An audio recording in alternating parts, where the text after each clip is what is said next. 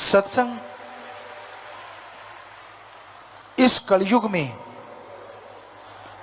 एक ऐसा सहारा है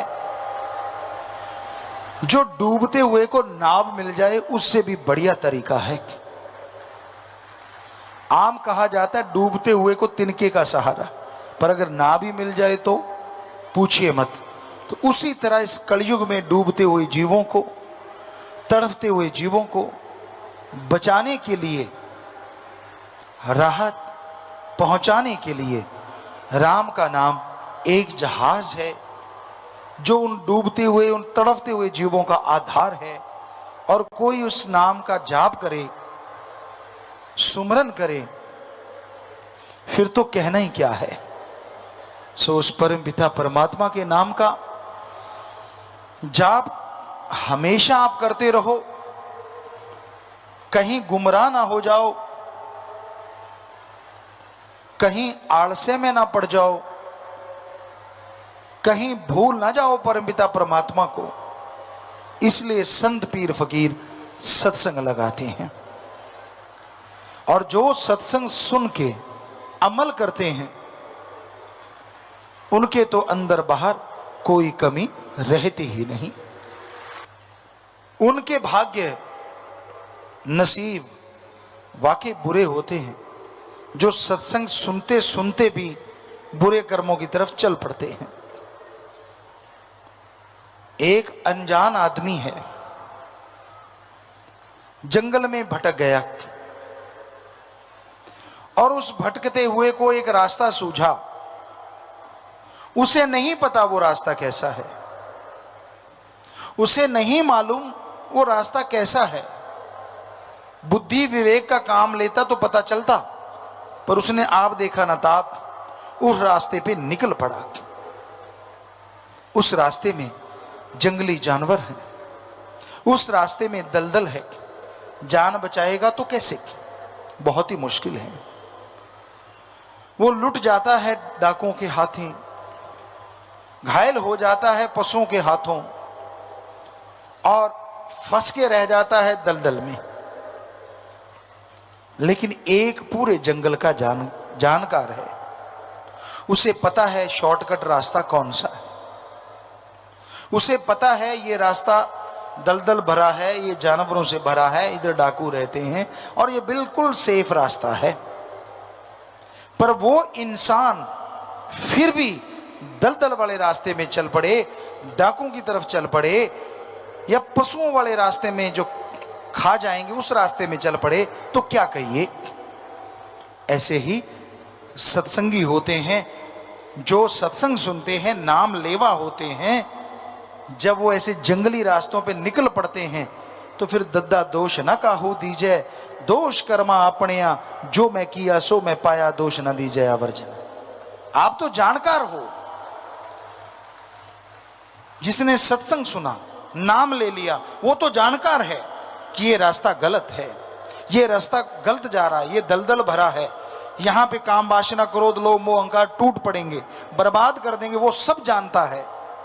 अगर जानते बूझते हुए भी वो उस रास्ते का चयन करता है, उस रास्ते को चुनता है, तो इसमें फिर ना तो भगवान का दोष, ना गुरु पीर फकीर का दोष, अपने कर्मों की सजा भोगता रहता है, तड़पता रहता है, व्याकुल रहता है। तो इसलिए सत्संगियों, आपको तो पता है गलत रास्ते नहीं चलना, फिर आप मन के लोभ लालच में क्यों चल पड़ते हो? क्षणिक स्वाद के लिए क्यों आप अपने सतगुरु से मुंह फेर लेते हो? क्यों सत्संग की बातों को दरकिनार कर देते हो? क्यों नहीं अमल करते आप? और जब आप अमल नहीं करते, जब आप वचनों की काट करने लगते हो, तो जिंदगी में दुख आज नहीं तो कल आने वाले हैं। फिर उसके लिए भी तैयार रहना। दुख आपने सहेड़े हैं तो फिर भोगने के लिए भी आप अपने आप को तैयार रखो।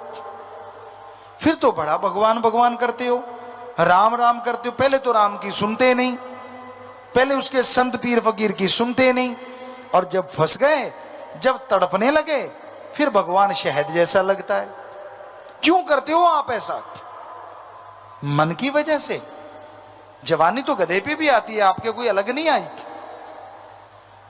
उस पे भी आती है। आपकी जवानी कैसी? वो जवानी जो सतगुरु के लेखे लगे, अरे वो जवानी जो समाज के भले कामों के लेखे लगे, अरे वो जवानी जो भक्ति इबादत में पल पल गुजारे, उस जवानी के बराबर दुनिया में तीनों लोकों में कोई नहीं होता।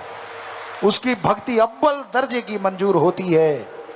या कोई बचपन में लग जाए और आखिर तक निभा दे, उसकी अव्वल दर्जे की होती है। पर यहां तो जब दोहरा मापदंड अपना लेते हैं लोग, अपने सतगुरु को, अपने राम को मूर्ख बनाना उनकी आदत बन जाती है। ये दिखाना कि मैं भक्त भी हूं और काम वो करना जो संत पीर फकीर रोकते हैं। तो फिर दुखों के पहाड़ को बुलाने से कोई रोक नहीं सकेगा। फिर तड़पोगे, फिर रोओगे, तब आप होगे और आपके दुख होंगे, कैसे कोई बचाएगा? गुरु को मानते हो पर गुरु की नहीं मानते, ये खतरनाक है, ये डेंजर है। जब आपको समझी आ गई कि रास्ते दलदल से भरे हैं, जब आपको समझी आ गई कि जंगली जानवर आप पे अटैक करने को तैयार बैठे हैं, तो राम नाम का शॉर्टकट क्यों नहीं अपनाते? क्यों काम वासना क्रोध लोभ मोह अहंकार मन माया को, उन जंगली जानवरों को अपने पे टूटने का मौका देते हो? क्यों? जोश जवानी का। परम पिताजी ने एक भजन बनाया है, और वो ध्यान दें, जवान नौजवान जो बिगड़ जाते हैं, जो मानते नहीं, सतगुरु की भी रखते हैं लात, दूसरी तरफ भी रखते हैं, गलत कर्म भी करते हैं। गधा 25 उम्रा जोर जवानी का, कि जब 25 साल तक की उम्र जो है ना, दुलत्ते झाड़ने वाली है। किसी को रोक दो आप, माँ बाप भी रोक दें तो उनका दुश्मन बन जाता है। मुझे रोका तो कैसे रोका, मैं मर्जी का मालिक, मैं करूं सो करूं। यानी गधे की तरह दुलत्तियां झाड़ता है।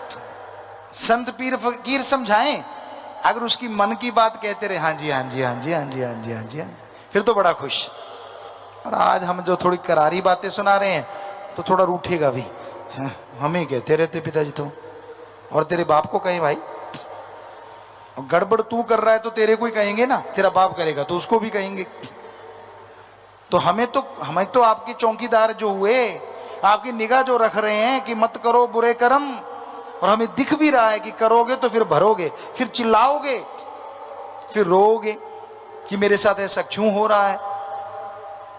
आजकल क्या बच्चा, क्या बूढ़ा, क्या जवान, सब काम वासना क्रोध लोभ मोह अहंकार मन माया की गिरफ्त में है। बचा हुआ वही है जिसने सच्चा इश्क उस वाहिगुरु से, सतगुरु मौला से किया हुआ है। वो चाहे बच्चा है, जवान है, बूढ़ा है, वो ही बचा है। वरना इस कलयुग में मस्ताना जी महाराज के वचन कि यार सतगुरु का आशिक तो कोई कोई है, सब माया के यार हैं।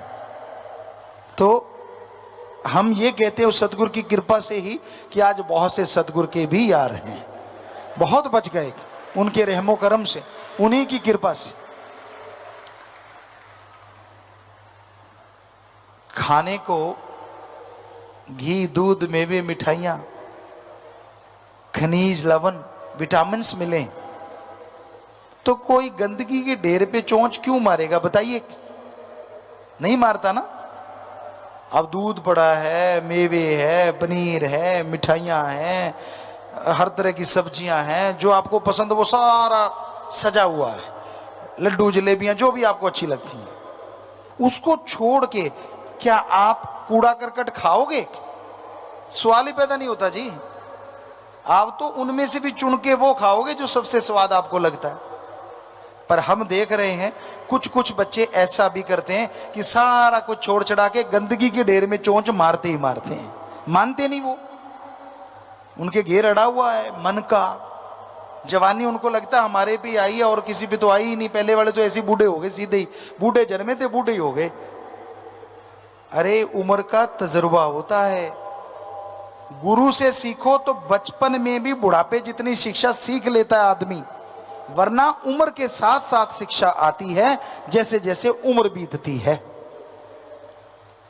इसलिए नादानियां छोड़ दो, बुरे कर्म छोड़ दो, इनमें कुछ नहीं रखा, और गुरु पीर फकीर के वचनों से नाता जोड़ लो, क्योंकि अगर उस सदगुरु मौला से नाता जोड़ के रखोगे तो ही खुशियां हैं, वरना भाई फिर चारपाई तो कहीं गई ही नहीं।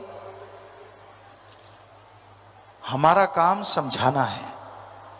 आपको बुरा लगे तो भी कोई बात नहीं, आपको अच्छा लगे तो भी कोई बात नहीं, क्योंकि एक टीचर जो है वो तनख्वाह लेता है, वो पढ़ाता है।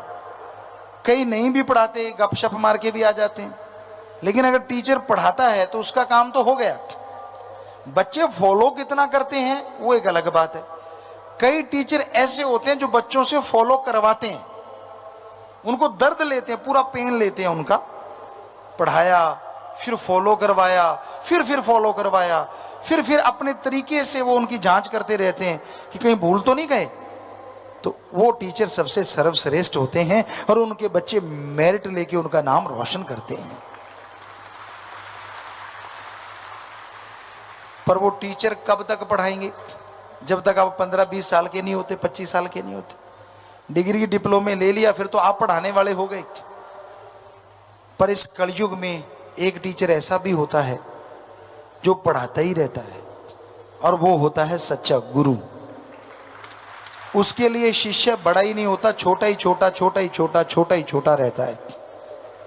हर पल उसकी निगाह रखता है वो, हर पल उसका ध्यान रखता है वो, कदम कदम पे समझाता है उसे, वो समझाता चला जाता है। ना बेटा इसकी ना सुन, ना बेटा उसकी ना सुन, तू अपने जमीर की सुन, तू अपने सतगुरु की सुन। सतगुरु और जमीर की सुनेगा तो तेरी तकदीर बनेगी, दुनिया की सुनेगा तो बनी हुई तकदीर का बेड़ा गर्क हो जाएगा। मन हावी होता है, किस पे नहीं होता? आदमी तो आदमी है, लेकिन सतगुरु की जो मान ले वो भी भाग्यशाली होता है, वो भी भागों वाला होता है, जो मान के अमल कर लेता है। चाहे कुछ भी क्यों ना हो, फिर भी मालिक उस पे रहमो करम बरसाता रहता है। धन धन सतगुरु तेरा ही आसरा। सभी साध संगत जी से निवेदन है कि मेरा चैनल जरूर सब्सक्राइब करें जी। धन धन सतगुरु तेरा ही आसरा।